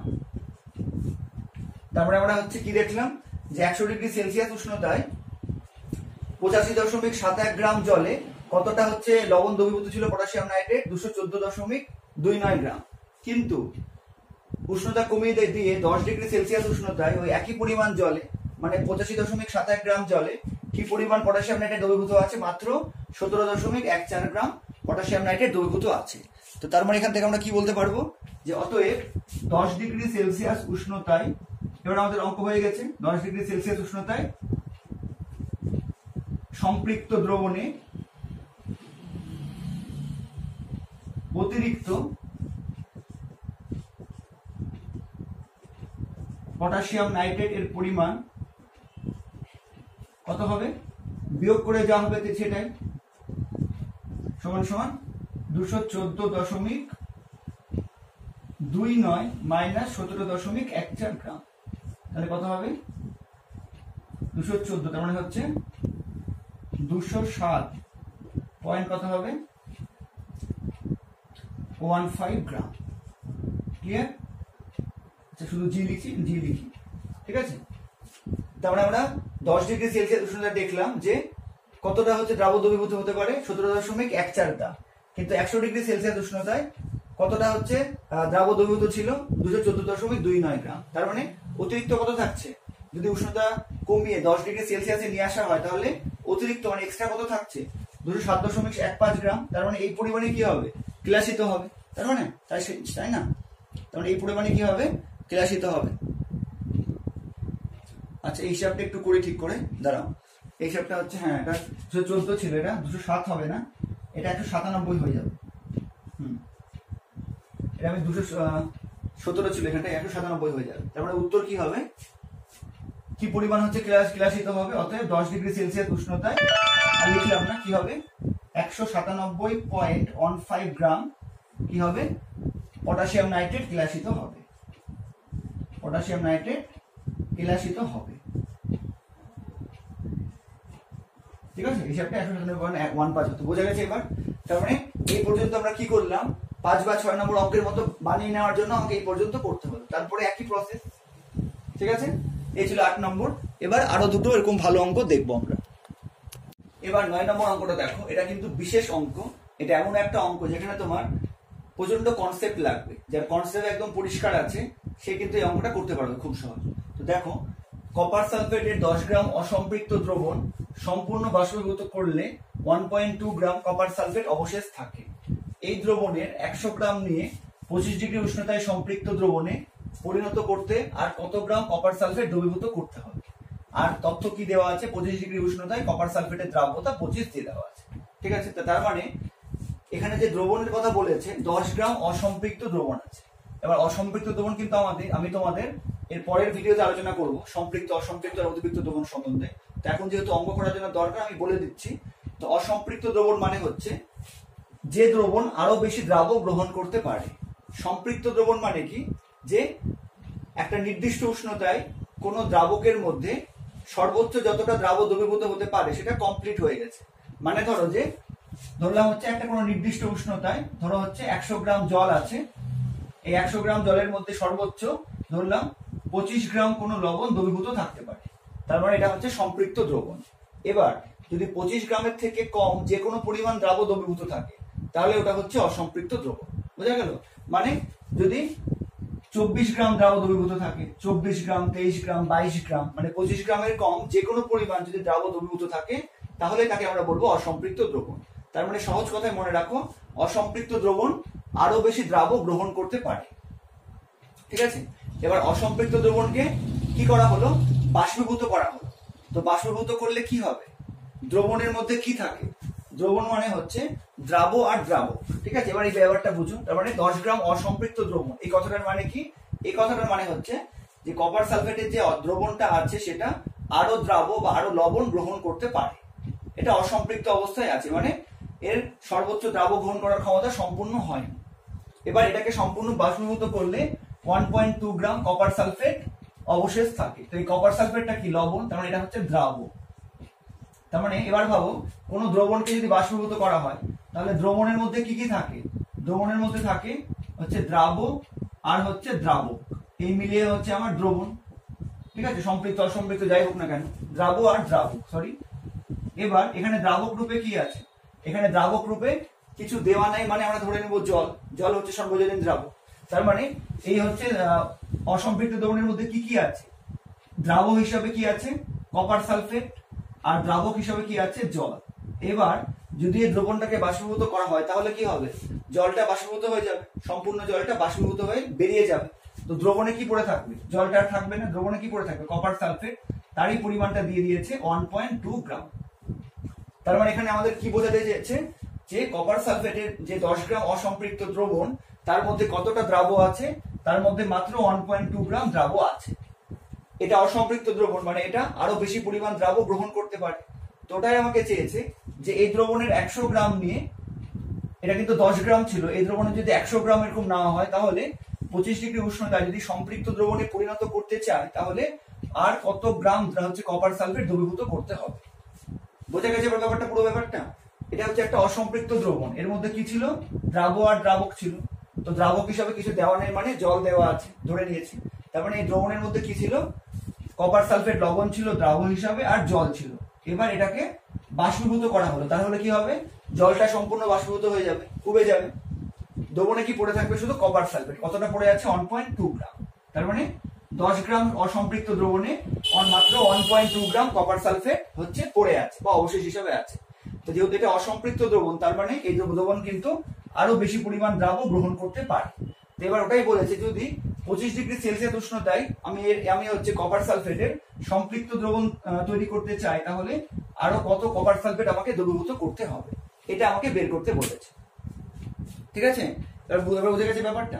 এবার দেখো আমি জানি হচ্ছে দ্রাব্যতা দেওয়া আছে, এবার দ্রাব্যতার ক্ষেত্রে আমাকে হচ্ছে কত, মানে কি পরিমাণের মধ্যে বের করতে হয়, আমাকে হচ্ছে 100 গ্রাম জলে কতটা দ্রাব দ্রবীভূত আছে সেটা বের করতে হয়। ঠিক আছে, তো এবার এখানে দেখো 10 গ্রাম, ঠিক আছে, এখান থেকে করছি 10 গ্রাম অসম্পৃক্ত দ্রবণে, 10 গ্রাম অসম্পৃক্ত দ্রবণে কপার সালফেটের পরিমাণ কত, দ্রাব কপার সালফেটের পরিমাণ কত, জলটাকে বাষ্পীভূত করার পর যে পরিমাণ হচ্ছে অবশেষ থাকলো 1.2 গ্রাম, এটাই কি, এটাই হচ্ছে আমার দ্রাব মানে কপার সালফেট। তার মানে 10 গ্রাম অসম্পৃক্ত দ্রবণে কপার সালফেট কত আছে 1.2 গ্রাম। এবার আমাকে এরকম 100 গ্রাম দ্রবণ তৈরি করতে হবে, তাই না, এই দ্রবণের 100 গ্রাম দিয়ে, মানে আমাকে এরকম 100 গ্রাম হচ্ছে দ্রবণ সম্পৃক্ত দ্রবণ তৈরি করতে হবে। তো আমি প্রথমে দেখে নিই যে 100 গ্রাম অসম্পৃক্ত দ্রবণে কপার সালফেটের পরিমাণ কত। ঠিক আছে, তো 1.2 গ্রাম। অতএব 100 গ্রাম অসম্পৃক্ত দ্রবণে কপার সালফেটের পরিমাণ কত হবে? 10 এ 1.2, 100 কত হবে? ইন্টু 10 হয়ে যাবে, মানে 12 গ্রাম হয়ে যাবে। ঠিক আছে, তার মানে অতএব 100 গ্রাম অসম্পৃক্ত দ্রবণে 100 গ্রাম অসম্পৃক্ত দ্রবণে দ্রাবের পরিমাণ, দ্রাবক এখানে কপার সালফেট, ওটাও লিখে দিচ্ছি, দ্রাবের পরিমাণ কত? দেখো দ্রবণ মানে হচ্ছে দ্রাবক প্লাস দ্রাবক, তো 100 গ্রামের মধ্যে 12 গ্রাম যদি দ্রাব হয় কপার সালফেট, তাহলে তাহলে হচ্ছে জলের পরিমাণ কত? সরি, জলের পরিমাণটা বের করব। জলের পরিমাণ কত হবে? বাকিটা জল, 12 গ্রাম যদি হচ্ছে দ্রাব হয়, 100 গ্রাম দ্রবণ হয়, তাহলে দ্রাবক মানে জল কত? দ্রবণ মাইনাস দ্রাবক 88 গ্রাম। তার মানে যদি 100 গ্রাম অসম্পৃক্ত দ্রবণ থাকে, তার মধ্যে জল কত আছে? 88 গ্রাম। এবার আমাকে কি করতে হবে? 100 গ্রামের হচ্ছে একটা সম্পৃক্ত দ্রবণ তৈরি করতে হবে।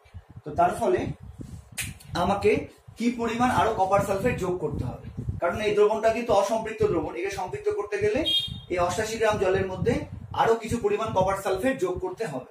এখন কত আছে? 100 গ্রাম দ্রবণে মাত্র 12 গ্রাম আছে, তার কতটা যোগ করলে এটা সম্পৃক্ত হবে। তো এটা কি করে পাবো? তার জন্য আমরা জানি যে দ্রাব্যতা কিন্তু সম্পৃক্ত দ্রবণকে নির্দেশ করে। তো এখানে কিন্তু দ্রাব্যতার একটা ব্যাপার দিয়ে দেওয়া আছে, তাই না? এখানে দেখো 25 ডিগ্রি উষ্ণতায় দ্রাব্যতার একটা ব্যাপার দিয়ে দেওয়া আছে, আর দ্রাব্যতা মানে আমরা কি জানি? সম্পৃক্ত দ্রবণ। আর আমাকে এখানে সম্পৃক্ত দ্রবণই তৈরি করতে হবে। দেখো সম্পৃক্ত দ্রবণ পরিণত করতে, তার মানে আমি কি করব? যেহেতু 25 ডিগ্রি সেলসিয়াস উষ্ণতায়, হচ্ছে কপার সালফেটের দ্রাব্যতা কত দেওয়া আছে? 25। তার মানে কি? তার মানে হচ্ছে অতএব 25 ডিগ্রি সেলসিয়াস উষ্ণতায় 100 গ্রাম জলে সর্বোচ্চ 25 গ্রাম কপার সালফেট দ্রবীভূত হতে পারে। তার মানে তো তাই না? আমরা 5, 6, 7, 8 সবগুলোতে একই দেখেছি যে দ্রাব্যতা মানেই হচ্ছে এইটা, 100 গ্রাম দ্রাবকে কতটা দ্রাব দ্রবীভূত আছে। এবার এই অসম্পৃক্ত দ্রবণে জলের পরিমাণ কত? 88 গ্রাম। এবার আমরা 88 গ্রামে বের করব যে কতটা দ্রাব দ্রবীভূত থাকতে পারে, কপার সালফেট দ্রবীভূত থাকতে পারে। তো কত হবে? 25 × 88 ডিভাইডেড বাই 100, এত গ্রাম কপার সালফেট দ্রবীভূত হতে পারে। 4 তে কাটলাম, 4 22, তার মানে 22 গ্রাম কপার সালফেট দ্রবীভূত হতে পারে। আচ্ছা, কিন্তু কতটা দ্রবীভূত আছে? 12 গ্রাম, তাই তো? কিন্তু 12 গ্রাম কপার সালফেট দ্রবীভূত আছে। তার মানে সম্পৃক্ত দ্রবণ তৈরি করতে গেলে আরো কি করতে হবে? আমাকে দ্রাব যোগ করতে হবে। কতটা দ্রাব যোগ করতে হবে? আরো হচ্ছে 22 গ্রাম হচ্ছে নিতে পারে, তার মধ্যে 12 গ্রাম হচ্ছে আছে, তার মানে হচ্ছে আর কত গ্রাম দ্রাব যোগ করতে হবে? অতএব আমাকে আরো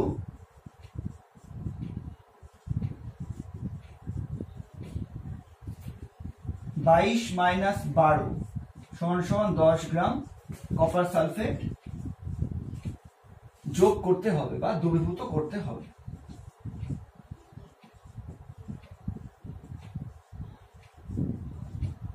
বোঝা গেছে ব্যাপারটা? আবার দেখো খুব সুন্দর করে বোঝা ব্যাপারটা। প্রথমে বলেছিল কপার সালফেটের 10 গ্রাম অসম্পৃক্ত দ্রবণ। তো অসম্পৃক্ত দ্রবণ মানে কি? যে দ্রবণ হচ্ছে সর্বোচ্চ পরিমাণে দ্রাবক গ্রহণ করেনি, যে দ্রবণ আরো দ্রাবক গ্রহণ করতে পারে। মানে আমাকে যদি অসম্পৃক্ত থেকে সম্পৃক্ত দ্রবণ তৈরি করতে হয়, তাহলে আমাকে কি করতে হবে? আরো দ্রাবক যোগ করতে হবে, তাহলে একসময় সম্পৃক্ত হয়ে যাবে। এবার এই অসম্পৃক্ত দ্রবণকে বাষ্পীভূত করলে 1.2 গ্রাম কপার সালফেট অবশেষ থাকে। তো তার মানে অসম্পৃক্ত দ্রবণ, যে কোনো দ্রবণের মধ্যে কি থাকে? দ্রাব থাকে আর দ্রাবক থাকে। দ্রাব হিসাবে এখানে আছে কপার সালফেট, আর দ্রাবক কিছু দেওয়া নেই, মানে আমরা জলকে ধরে নেব। তো যদি এই 10 গ্রাম অসম্পৃক্ত দ্রবণকে বাষ্পীভূত করা হয়, তাহলে কি হবে? জলটা বাষ্পীভূত হয়ে গেছে, আর শুধুমাত্র কি পড়ে আছে? শুধুমাত্র 1.2 গ্রাম কপার সালফেটটা অবশেষ থাকে। তার মানে 10 গ্রাম অসম্পৃক্ত দ্রবণে কপার সালফেটের পরিমাণ কত? 1.2 গ্রাম। এবার আমাকে কত গ্রাম দ্রবণ তৈরি করতে হবে? 100 গ্রাম। এবার আমি 100 গ্রামে বের করে নিয়েছি যে 100 গ্রাম অসম্পৃক্ত দ্রবণে কপার সালফেটের পরিমাণ কত হবে, 12 গ্রাম হবে। বুঝতে পারছো? এবার তার মানে যদি 12 গ্রাম হচ্ছে দ্রাবক হয়, 100 গ্রাম অসম্পৃক্ত দ্রবণ হয়, তাহলে দ্রাবক বা জলের পরিমাণ কত হবে, বাকিটা 100 - 12 = 88 গ্রাম করে নিলাম। এবার আমাকে যেহেতু সম্পৃক্ত দ্রবণ তৈরি করতে হবে, তো সম্পৃক্ত দ্রবণ আমরা জানি দ্রাব্যতা বলতে সম্পৃক্ত দ্রবণকে বোঝায়। তো এখানে একটা ক্লু দিয়ে দেওয়া আছে, 25 ডিগ্রি উষ্ণতায় কপার সালফেটের দ্রাব্যতা 25। তো তার মানে আমি কি বুঝবো, যে 25 ডিগ্রি উষ্ণতায় কপার সালফেটের দ্রাব্যতা যেহেতু 25, অতএব 25 ডিগ্রি সেলসিয়াস উষ্ণতায় 100 গ্রাম জলে সর্বোচ্চ 25 গ্রাম কপার সালফেট দ্রবীভূত হতে পারে। এবার 88 গ্রামে কত দ্রবীভূত হতে পারে, 22 গ্রাম। কিন্তু কতটা দ্রবীভূত আছে, মাত্র 12 গ্রাম দ্রবীভূত আছে। তার মানে বাকিটা অর্থাৎ আরো 10 গ্রাম কপার সালফেট দ্রবীভূত করতে হবে। ঠিক আছে, তাহলে আমাদের হয়ে যাবে। ক্লিয়ার হয়েছে ব্যাপারটা? এবারে কিন্তু সম্পৃক্ত অসম্পৃক্ত দ্রবণের কনসেপ্ট এবং দ্রাব্যতার কনসেপ্ট নিয়ে খুব ভালো অঙ্ক ছিল। তো তোমরা খুব ভালো করে অঙ্কটা বুঝে রাখবে, যাতে এরকম অঙ্ক দিলে কিন্তু তোমরা কেন করতে পারো। এবার দ্রাব্যতার কনসেপ্টের উপর বেস করে কোয়েশ্চেন নম্বর 10। দেখো এটা খুব সহজ অঙ্ক। 30 ডিগ্রি সেলসিয়াস তাপমাত্রায় জলে গ্লোবাল লবণের দ্রাব্যতা 38.5 হলে ওই তাপমাত্রায় মানে 30 ডিগ্রি সেলসিয়াস তাপমাত্রায় 250 গ্রাম সম্পৃক্ত দ্রবণ প্রস্তুত করতে কি পরিমাণ লবণের প্রয়োজন হবে। ঠিক আছে, তো আমাকে 30 ডিগ্রি সেলসিয়াস তাপমাত্রায় জলের মধ্যে গ্লোবাল লবণের দ্রাব্যতা দিয়ে দেওয়া আছে। এবার ওই তাপমাত্রায় আমাকে কি করতে হবে, 250 গ্রাম সম্পৃক্ত দ্রবণ প্রস্তুত করতে হবে। তাহলে কি পরিমাণ লবণের প্রয়োজন হবে। আমরা জানি দ্রাব্যতা মানে কি, সম্পৃক্ত দ্রবণ। ঠিক আছে, তাহলে এটা আমাদের ক্লু দেওয়া আছে দ্রাব্যতা দিয়ে, ওখান থেকে আমরা হিসেব শুরু করি। ঠিক আছে, তো এভাবে লিখতে পারবো, যেহেতু 30 ডিগ্রি সেলসিয়াস তাপমাত্রায়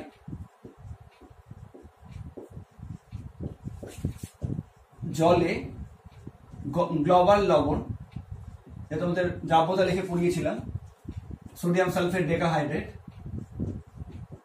দ্রাব্যতা 38.5। তার মানে কি, তার মানে হচ্ছে যে অতএব 30 ডিগ্রি সেলসিয়াস তাপমাত্রায়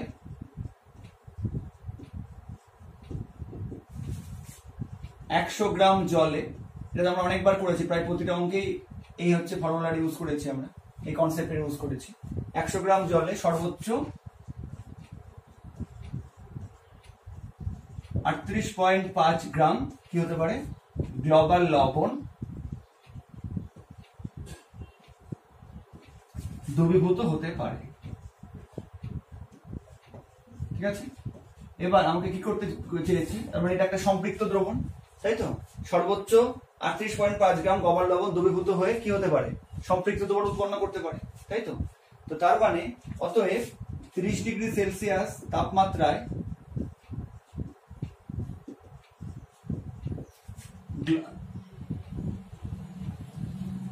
জলে গ্লোবাল লবণের সম্পৃক্ত দ্রবণের পরিমাণ সর্বোচ্চ যতটা দ্রবীভূত হতে পারে, এটা তো সম্পৃক্ত দ্রবণ। তার মানে 100 গ্রাম জলে 38.5 গ্রাম গ্লোবাল লবণ দ্রবীভূত হতে পারে এবং এর ফলে সম্পৃক্ত দ্রবণ তৈরি হয়, এবং আমরা জানি দ্রাব্যতার কনসেপ্ট থেকে। তার মানে 30 ডিগ্রি সেলসিয়াস তাপমাত্রায় জলে গ্লোবাল লবণের সম্পৃক্ত, জলের আর লেখার দরকার নেই, 30 ডিগ্রি তাপমাত্রায় গ্লোবাল লবণের সম্পৃক্ত দ্রবণের পরিমাণ কত।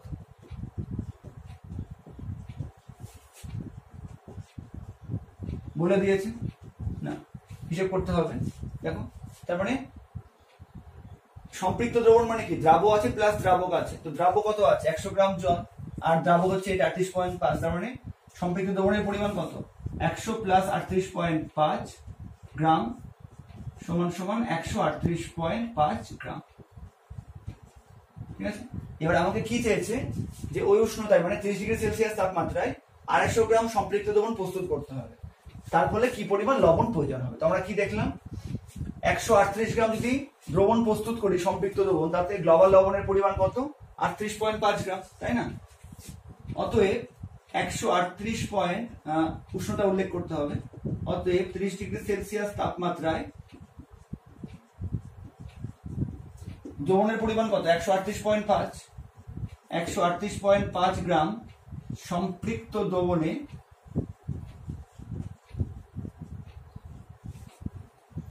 হচ্ছে, বা এরকম লিখি, যেমন প্রশ্ন চেয়েছে, সম্পৃক্ত দ্রবণ প্রস্তুত করতে প্রয়োজনীয় লবণের পরিমাণ কত? সমান সমান 38.5 গ্রাম। কত গ্রাম প্রস্তুত করতে হবে আমাকে? 250 গ্রাম। অতএব 30 ডিগ্রি সেলসিয়াস তাপমাত্রায় 250 গ্রাম সম্পৃক্ত দ্রবণ প্রস্তুত করতে প্রয়োজনীয় লবণের পরিমাণ সমান সমান 250 ইন্টু 38.5 ডিভাইডেড বাই কত হবে? 100। হ্যাঁ, 138.5 এত গ্রাম। এবার এটা হিসেব করে নিই। এটা হিসেব করলে কত হবে? 250 ইন্টু 38.5 ডিভাইডেড বাই 138.5 কত হবে? হয়ে যাবে হচ্ছে 69.49 গ্রাম। তার মানে উত্তর কি হবে? এবার উত্তর লিখবে, অর্থাৎ 69.49 গ্রাম গ্লোবাল লবণের প্রয়োজন হবে। আরেকবার বলে দিই, 30 ডিগ্রি সেলসিয়াস তাপমাত্রায় জলে গ্লোবাল লবণের দ্রাব্যতা দেওয়া ছিল 38.5। তার মানে ওই 30 ডিগ্রি সেলসিয়াস তাপমাত্রায় 100 গ্রাম জলে সর্বোচ্চ 38.5 গ্রাম গ্লোবাল লবণ দ্রবীভূত হতে পারে বা দ্রবীভূত হয়। তার মানে 30 ডিগ্রি সেলসিয়াস তাপমাত্রায় গ্লোবাল লবণের সম্পৃক্ত দ্রবণের পরিমাণ কত? সর্বোচ্চ দ্রবীভূত আছে মানে কিন্তু সম্পৃক্ত দ্রবণ। দ্রাবক হচ্ছে 100 গ্রাম, দ্রাবক 38.5 গ্রাম, তাহলে দ্রবণের পরিমাণ কত? 100 প্লাস 38.5, 138.5 গ্রাম। এটা দ্রবণ পেয়ে গেলাম। এবার এটাকে ঘুরিয়ে ভাবি, তার মানে 30 ডিগ্রি সেলসিয়াস তাপমাত্রায় 138.5 গ্রাম সম্পৃক্ত দ্রবণে দ্রাবের পরিমাণ কত? এই যে কতটা দ্রাবক দ্রবীভূত আছে? 38.5 গ্রাম। সেই জন্য দ্রবণ প্রস্তুত করতে প্রয়োজনীয় লবণের পরিমাণ কত? 38.5 গ্রাম। এবার একে কত আর হচ্ছে 250 কত? যেটা হবে সেটাই হচ্ছে আমার উত্তর, 69.49 গ্রাম। ঠিক আছে, তো এটা ছিল 10 নম্বর অঙ্ক। তো আজকে আমরা শুধু দ্রাব্যতা সম্পর্কিত 10টা অঙ্ক দেখলাম। তো তোমরা এই অঙ্কগুলো ভালো করে বোঝার চেষ্টা করো। যেগুলো প্রবলেম হবে আমি আবার দেখিয়ে দিব। আর তোমরা অনুশীলনী থেকে কিন্তু এই ধরনের শুধু দ্রাব্যতার অঙ্কগুলো প্র্যাকটিস করো। যেগুলো অসুবিধা হবে আমাকে গ্রুপে পাঠিয়ে দিবে, আমি সলভ করে দেবো। ঠিক আছে, তো আজকের ভিডিও এখানে শেষ করছি। এরপরের ভিডিওতে আমি সম্পৃক্ত, অসম্পৃক্ত এবং অতিরিক্ত দ্রবণ সম্বন্ধে আলোচনা করব। তারপরে আবার শক্তিমাত্রা পড়ার পরে আবার একটা অঙ্কের পাঠ আসবে এই চ্যাপ্টারে। ঠিক আছে, তো আজকের ভিডিও এখানে শেষ করছি। তোর অঙ্কগুলো ভালো করে বুঝে নিজে প্র্যাকটিস করো। আর অনুশীলনী থেকে অবশ্যই যে সমস্ত দ্রাব্যতা সম্পর্কিত অঙ্ক আছে সেগুলো চেষ্টা করো, না হলে আমি অবশ্যই দেখিয়ে দেবো। ঠিক আছে।